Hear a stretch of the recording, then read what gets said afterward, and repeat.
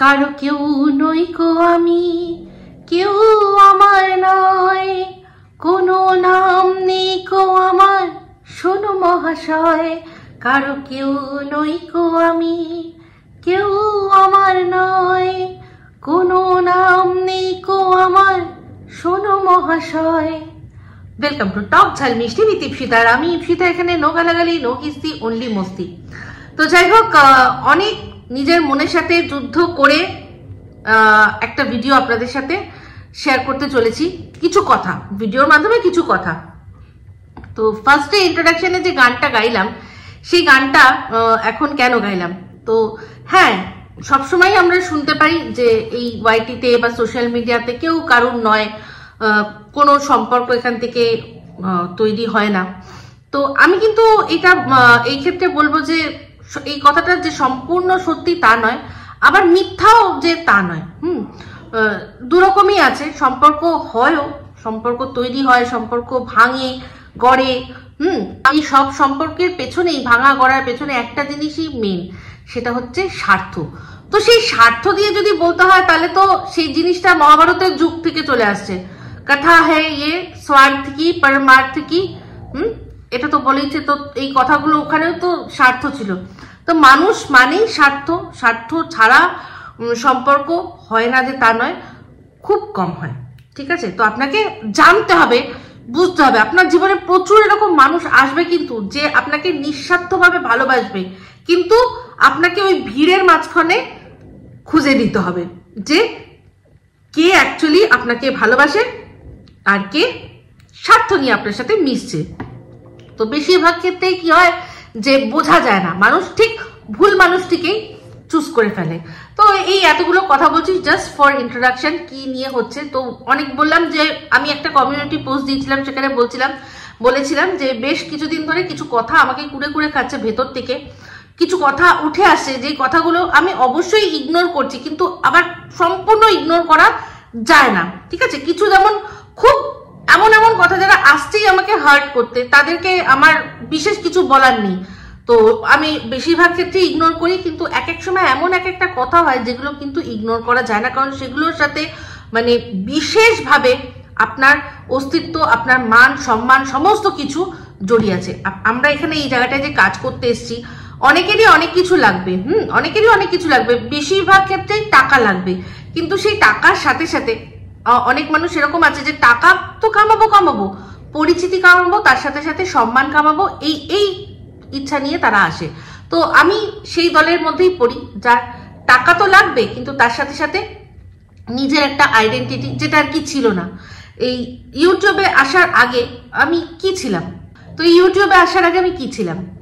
আমি ছিলাম কারুর মেয়ে, কারুর দিদি, তারপর বিয়ে হলো, বিয়ের পর হলাম হচ্ছে গিয়ে কারুর বউ, কারুর বাড়ির বৌমা, কারুর বৌদি, এরকম আরো নানান রকম সম্পর্ক হলো। তো সেই তারপর হচ্ছে সর্বোপরি মা, তিনজনের মা। এখন আপাতত তিনজন আছে, তাই তিনজনই বলছি, তিনজনের মা।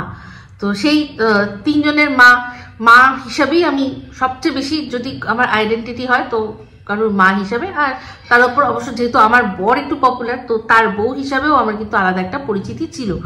তো যাই হোক, তারপর আমি ভাবলাম যেটা, যে আমি কি করতে পারি, আমি কি করেছি, সেরকম করতে করতেই হঠাৎ করেই ইউটিউবে আসা প্রথম চ্যানেল। সেই চ্যানেলে রান্না দিয়ে শুরু, তারপর ব্লগিং, তারপর সেই ব্লগিং করতে করতে হঠাৎ করে কন্ট্রোভার্সি। তো সেই কন্ট্রোভার্সি করে মোটামুটি একটু পরিচিতি, সেটাকে খুব ভালোভাবে বলবো না, অবশ্যই নেগেটিভলি হলেও পরিচিতি। তো সেখান থেকে তারপর আবার ওই সেকেন্ড চ্যানেল, সেখান থেকে এই টুকটাক করে করে, যা হোক, ভালো হোক মন্দ হোক, যেভাবেই হোক, একটা পরিচিতি আমি তৈরি করতে পেরেছি। তো সেই পরিচিতি তৈরির মাঝখানে কিছু মানুষ আমার জীবনে এসেছে, আগেও ছিল, এখনো আছে। তো তাদের মধ্যে হঠাৎই একটা দল, যে দলটা কেউ তৈরি করেনি, দর্শকরাই কিন্তু তৈরি করেছিল একটা, তারা নামটাও তারাই দিয়েছিল অনেস্ট গ্রুপ। এখন এই অনেস্ট গ্রুপ বলে শোনেন কাউকে বলতে, শুনবেন না, কারণ এটা কিন্তু দর্শকদের তৈরি করা ছিল। এটা মানে কোনো ক্রিয়েটাররা তৈরি করেনি। কিছু ক্রিয়েটার যারা একই রকম ভিডিও নিজেদের মধ্যে বানাতো, তাদেরকেই একটা গ্রুপ বা দল বলে ঠিক করে নিয়ে অনেস্ট গ্রুপ নাম দেওয়া হয়েছিল। তো সেখানে আমিও মানে কোনো না কোনোভাবে জুড়ে গেছিলাম। তো সেখান থেকে ভিডিও করার পর সেখান থেকে যখন সরে এসে একটা সময় আমার মনে হলো যে না, এখান থেকে এবার আমাকে সরতে হবে, কারণ কিছু জিনিস ম্যাচ করছে না, কিছু মানুষের সাথে কিছু জিনিস ম্যাচ করছে না, বিশেষ করে একজনের সাথে, তার সাথেই আমার ঝামেলা। সেখান থেকে আমি বেরিয়ে আসা। তো অবভিয়াসলি বাদবাকিরা যখন ওই গ্রুপে ছিল তারা তাদের তখনও তাকেই ঠিক মনে হতো, তো তারাও তাদের সাথেই ছিল। তো সেখান থেকে আমার কিছু মানুষের সাথে আবার অশান্তি ঝামেলা সমস্ত কিছু হয়।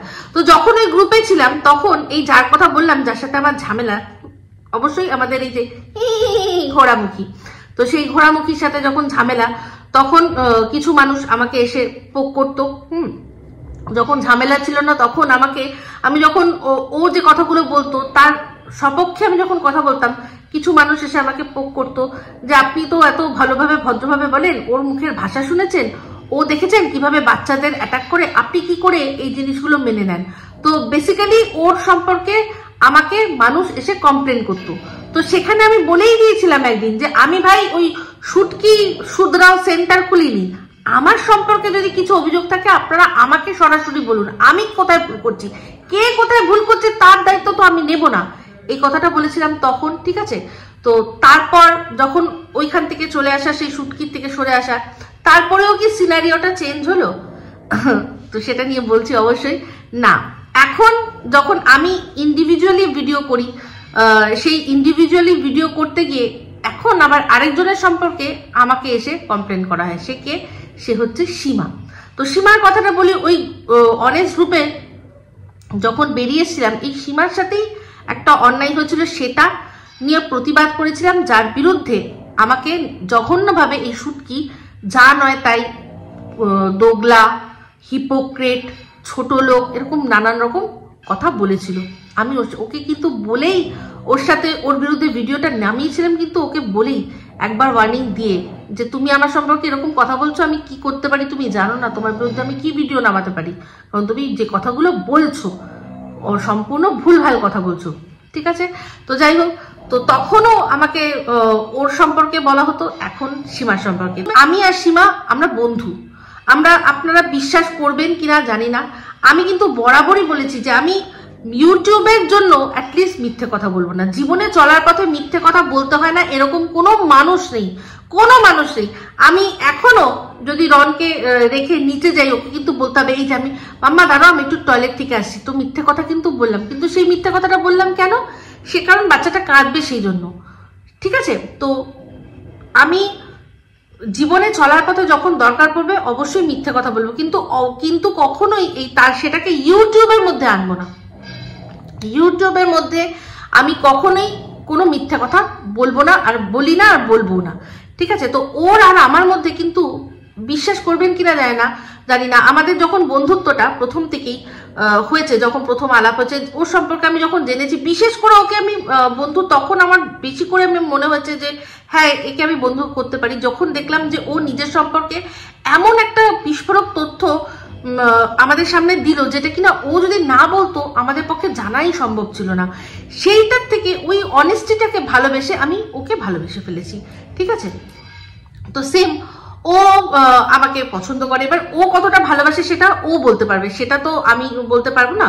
তো সেটা যাই হোক, আমি যখন দেখলাম সেখান থেকে বন্ধুত্ব আমাদের প্রথমেই কথা হয়ে গেছিল যে আমরা কেউ কখনো কারুর কন্টেন্টের মধ্যে ঢুকবো না, আমাদের মধ্যে কথাই হয়ে গেছিল, তুমি তোমার মতো ভিডিও করবে, আমি আমার মতো ভিডিও করবো, বন্ধুত্ব আমাদের ইউটিউবের বাইরে, আমরা গল্প করি একে অপরের সংসারে কি হচ্ছে, ওর মেয়ে কি করছে, আমার মেয়ে কি করছে, ওর বর কি করছে, আমার বর কি করছে, আমার বউ কি করছে, বিস্কুট কি করে, আমাদের এইসব গল্প হয়, বিশেষ করে সাংসারিক গল্প। আমাদের ইউটিউবের সংক্রান্ত কথা আমরা নিজেরা যখন ফোনে কথা বলি না, আমরা শুধুমাত্র নিজেদের মি টাইম কাটাই, এটাই বলি। আমি জানি না হয়তো আপনাদের পক্ষে এটা বিশ্বাস করা কঠিন হতে পারে, বাট এটাই সত্যি। আমরা কখনো নিজেদের মধ্যে এই কন্টেন্ট রিলেটেড কোনো কথা বলি না। একান্ত খুব এমার্জেন্সি কোনো তথ্য দেওয়ার হয় সেটা আলাদা বিষয়। আপনারা তাও জানেন যে কোনো গোপন তথ্য নিয়ে আমি ভিডিও করি না, কিন্তু হ্যাঁ অনেক কথাই সীমা হয়তো আগে আমার সাথে অনেক কিছু শেয়ার করে, আমি হয়তো কিছু জানি যেটা সীমা পরবর্তীকালে ভিডিওতে বলতে চলেছে, কিন্তু যতক্ষণ না সীমা বলবে ততক্ষণ সেটা আমি আমার ভিডিওতে বলবো না। আর অনেক কথা আছে যেগুলো আমি বলিও না। ঠিক আছে, তো সেখানে এখন সীমার সম্পর্কে আমাকে কমপ্লেন করে। তো তাদেরকেও আমি বলছি যে আমি সীমা শুধরাও সেন্টার খুলিনি, ওর যেটা ভালো লাগছে না সেটা ওর কাছে আপনারা গিয়ে বলুন। আর রইল গিয়ে ও কিরকম ধরনের ভিডিও করবে তার জন্য আমাকে কেউ কমপ্লেন বলে করে তো কোনো লাভ নেই না, কোনো লাভ নেই। ও ওর স্টাইলে ভিডিও করে, আমি আমার স্টাইলে ভিডিও করি, এখানে আমরা কেউ কাউকে কোনোভাবে ইন্টারফেয়ার করি না। তো যাই হোক, এই ধরনের কথাবার্তা মাঝে মাঝেই চলে আসে সীমাকে গালাগালি দেওয়া নিয়ে। আপনারা ভালো করে জানেন আমি অন ক্যামেরা সীমাকে বলেছি যে তোমার যুক্তি এত ভালো, তোমার কিস্তি লাগে না। আর এই কথাটা আমি ওকে ফোনের মধ্যেও সবসময় বলি যে তুমি এত সুন্দর কথা বলো, এত যুক্তি দাও, তোমার দিতে লাগে না। ওটা ওটা দেবে তারাই যারা কথা বলতে পারবে না, যারা কথা ভাঁজ জানে না, কিভাবে কথা বলতে হয় জানে না, যাদের কাছে কোনো যুক্তি থাকে না, তারা ওটা করবে। তুমি করো না, তুমি ওটা ছেড়ে ভিডিও করো, দেখো তোমার ভিডিওগুলো কত ভালো হবে। তো তার ফল আজ আপনারা দেখতেই পাচ্ছেন যে ও নিজেও সেটা রিয়েলাইজ করেছে। আর শুধু তাই না, আমি তো মানে কেউই না, মেন হচ্ছে আমাদের দর্শকরা, ওর দর্শকরা ওকে প্রতি পদে এই জায়গাটাতে আটকেছে। ও সেটা নিজেকে রেকটিফাই করে আজকে যে জায়গায় ও দাঁড়ানো, ও দাঁড়িয়ে রয়েছে। ঠিক আছে, তো এবার বললাম যে কথাগুলো, কিছু কিছু কথা খুবই লাগে মনের মধ্যে। তো যখন এই কৃষাণুর জন্মদিন হয়েছিল তখনও একদল মানুষ এসে আমাকে পোক করেছে, রীতিমতো টিটকিরি করেছে যে কি এত তো ওদের নিয়ে ভিডিও করলি, কই তোকে তো ডাকলো না। তো তাদের জন্য বলি যে সত্যি মনে হয় আমাকে ডাকেনি, সত্যিই মনে হয় কি আমায় ডাকেনি। আচ্ছা, তারপর যখন পিকনিক হলো সবাই গেল, তখন এ বাবা একে তো ডাকেনি, আমাকে টিটকিরি করেছে।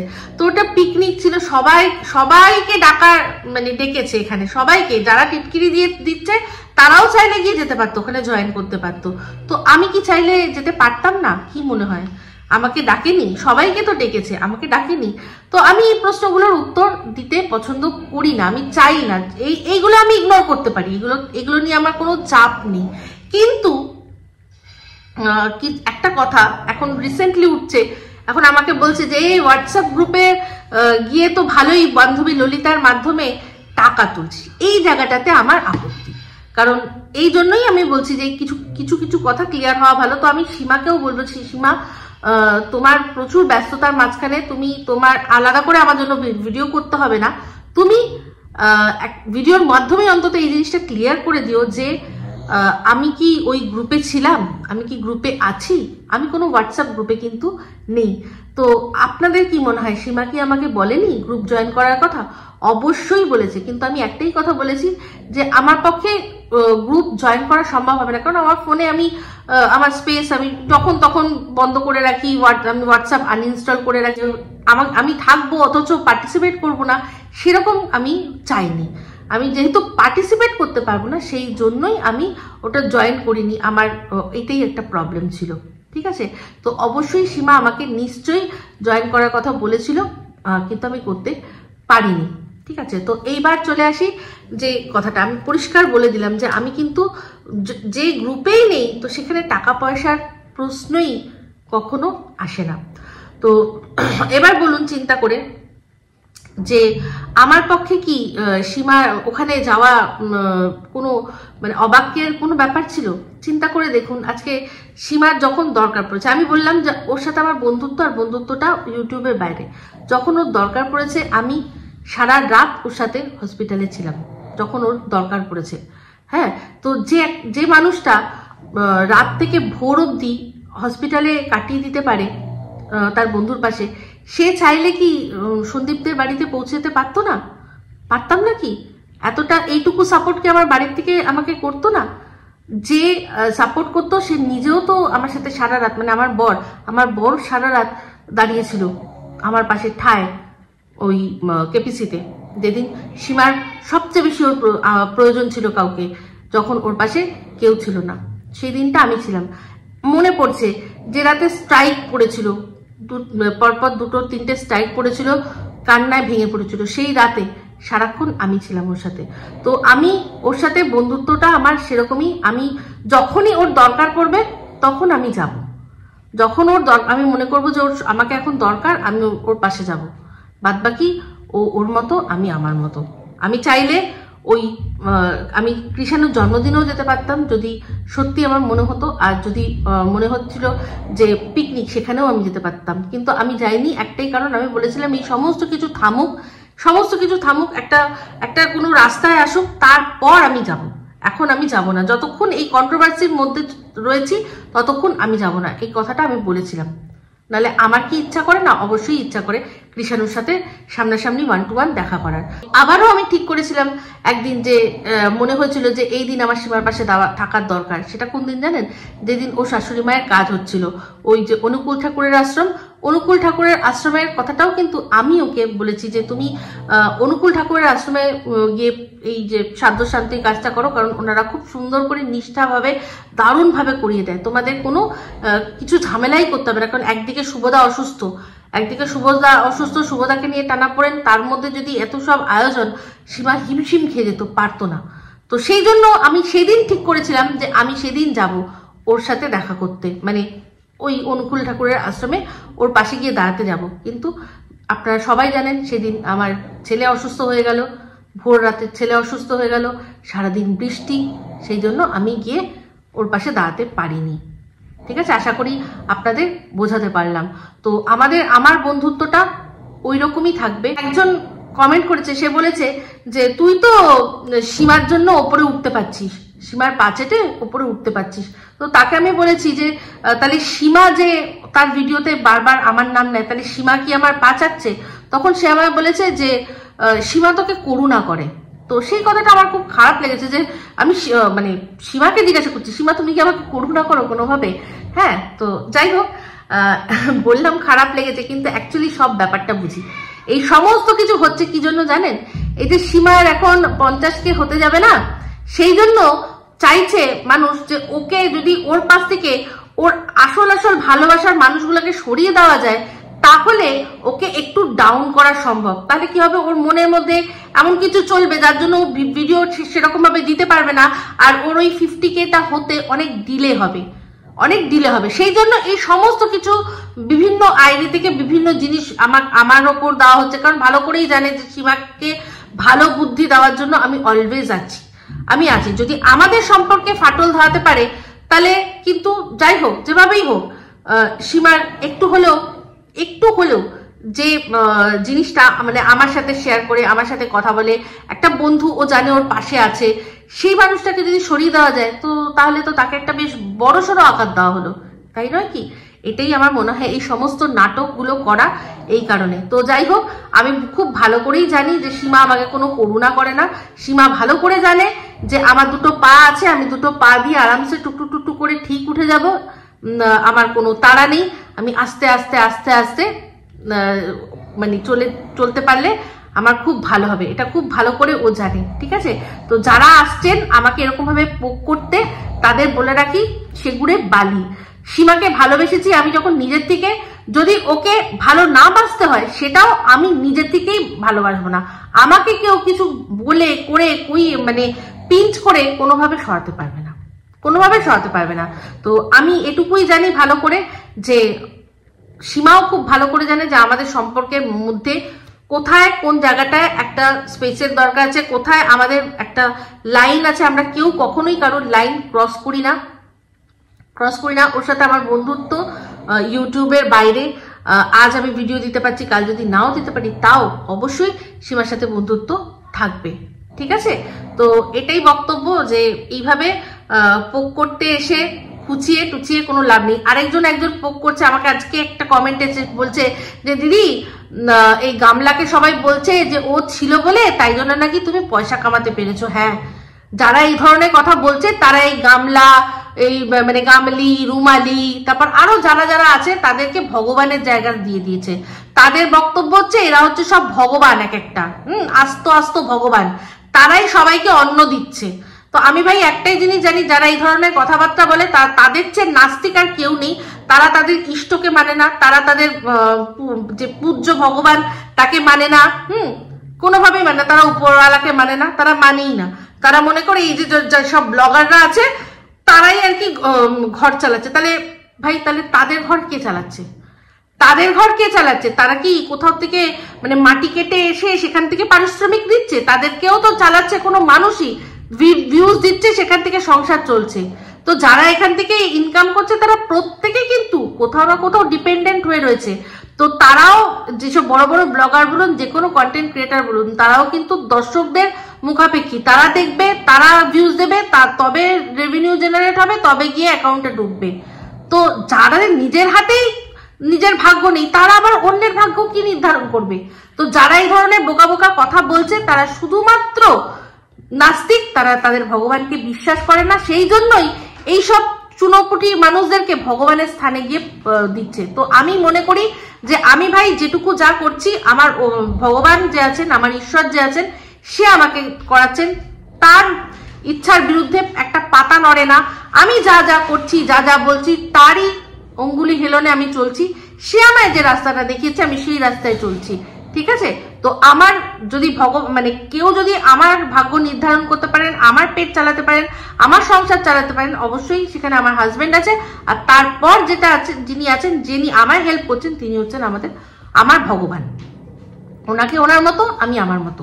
ঠিক আছে? আশা করি বোঝাতে পারলাম। তো এইসব বোকা বোকা কথা বলে কোনো লাভ নেই। আর আমাকে কোনোভাবে সরানো টলানো যাবে না। আমাকে সরাতে টলাতে একমাত্র পারে যার কথা আপনারা এসে বলছেন, সে সীমাই একমাত্র পারে। সে যদি মনে করে তবেই, না হলে কিন্তু নয়। সে এমন কিছু বললো বা করলো, আমার খারাপ লাগলো, সেটা আমি সরে গেলাম। বাদ বাকি বাইরের থেকে কেউ দুনিয়ার এসে আমাদের মধ্যে কোনোভাবে ফুট দিতে পারবেন না, এটা আমার বক্তব্য। এবার বাদ বাকিটা সীমার ব্যাপার, বা গিয়ে চেষ্টা করুন সীমার কাছে ভাঙাতে আমাকে, দেখুন সেটা হয় কিনা। ঠিক আছে? তো যাই হোক, এই ভিডিওটা এই অবধি রাখছি। যদি ভালো লাগে তাহলে অবশ্যই লাইক, শেয়ার, কমেন্ট করতে ভুলবেন না। যারা চ্যানেলটা সাবস্ক্রাইব করেননি তারা সাবস্ক্রাইব করে নেবেন। সবাই ভালো থাকবেন, সুস্থ থাকবেন। আবার আছি খুব শীঘ্রই একটা ভিডিও নিয়ে। Me Ipsita signing off. Love you all. খুব হালকা মনে হচ্ছে, বিশ্বাস করুন। এই বিষয়গুলো নিয়ে না বারবার করে মাথার মধ্যে আসছিল, চিন্তা করছিলাম বলবো কি বলবো না। তো আজকে আমি বলে টলে দিয়ে একদম ফ্রি। তবে এটাই বলে একটা কথা লাস্টে বলে দিই, আমি একজন ইন্ডিভিজুয়াল ক্রিয়েটার। আমার যাকে নিয়ে ভিডিও করতে ইচ্ছা হবে আমি তাকে নিয়েই ভিডিও করব, যাকে মনে হবে কন্টেন্ট করতে হবে তাকে নিয়েই করব। নেগেটিভ হলে নেগেটিভ, পজিটিভ হলে পজিটিভ। আজকে আমার একজন ভিউয়ার উনি বলেছেন যে তুমি এবার একটু আপগ্রেডেড যারা ব্লগার আছে তাদের নিয়ে ব্লগ মানে সমালোচনা করো। তো উনি বলেছেন পজিটিভ বা নেগেটিভ, উনি পজিটিভলি বলেছেন। তো আমি দেখবো, যদি পজিটিভ থাকে তো অবশ্যই পজিটিভ, নেগেটিভ থাকলে নেগেটিভ। খুব শীঘ্রই আমি এমন একজনের জন্য, মানে এমন একজন ব্লগারের নিয়ে ভিডিও আনতে চলেছি যাদের কিনা নিয়ে কেউ আজ পর্যন্ত কিছু বলেনি, কিছু প্রশ্ন করার আছে। ঠিক আছে? তো সেটা যখন আনবো তখনই আপনারা জানতে পারবেন যে কাদের সম্পর্কে বলছি। ঠিক আছে? চলুন, টাটা।